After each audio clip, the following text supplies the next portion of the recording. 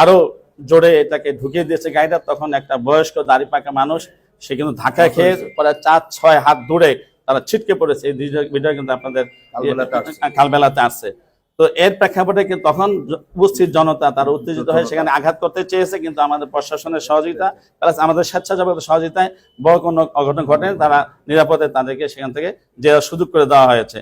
কিন্তু এটাকেই বলা হয়েছে যে দুই পক্ষের সংঘর্ষ। এটাকে দুই পক্ষের সংঘর্ষ কিভাবে বলা যেতে পারে, এটা আপনাদের কাছে আমাদের প্রশ্ন।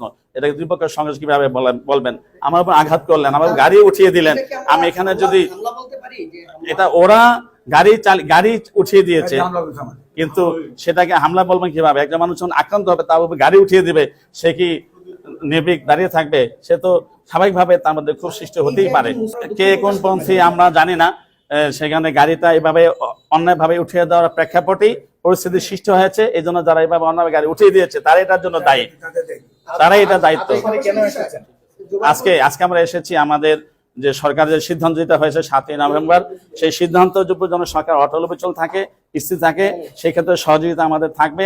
আর অন্যথা যেন কিছু না হয়, সেই মর্মে একটি স্মারকলিপি আমরা আমাদের ডিসি মহোদয়ের কাছে জমা দেওয়ার জন্য। 2018 সনের বিভাজনের পর থেকে 2024 সন পর্যন্ত তারা শুধু দ্বিতীয় ইজতেমা নামে একটা ইজতেমা করার সুযোগ পেয়েছে, আর অন্য কোনো কাজে তারা সহযোগিতা পায়নি, সুযোগ পায়নি।